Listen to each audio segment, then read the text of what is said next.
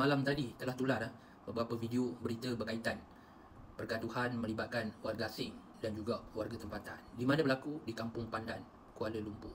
Dan berita ini disahkan dengan tajuk berita daripada Harian Metro yang mengatakan telah berlaku pergaduhan beberapa individu melibatkan warga asing dan warga tempatan, dan akhirnya telah berlaku kematian. Ini yang cukup kita bimbangkan sebagai rakyat Malaysia. Kita selalu bersuara tentang isu melibatkan warga asing, pelarian yang tidak terkawal dalam negara kita. Baik di bandar, baik di pekan maupun di kampung. Mereka ni bukan sekadar ada, tetapi mereka ini sudah mencipta kelompok-kelompok yang cukup besar. Mereka ni berkumpulan.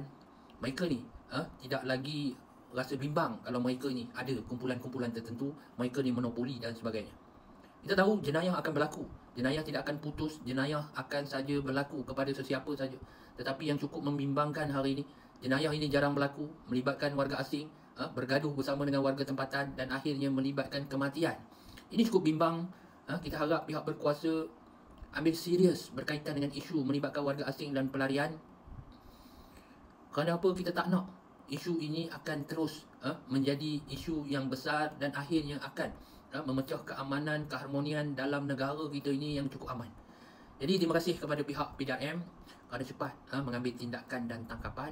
Cumanya kita harapkan supaya akan ada penguatkuasa daripada pihak-pihak yang berkaitan dengan isu melibatkan warga asing dan juga pelarian yang sudah, saya rasa, tidak terkawal dalam negara kita ini. Apapun, kita terus beri kepercayaan kepada undang-undang. Kita jangan buat perkara-perkara yang melanggar undang-undang. Apa juga tindakan, apa juga ketidakpuasan hati kita, kita serahkan kepada pihak berkuasa untuk menjalankan siasatan, mengambil tindakan dan juga membuat tuduhan dan menghukum mereka-mereka ini yang cuba mengganggu kacau negara kita ini yang sememangnya berpandukan kepada keharmonian.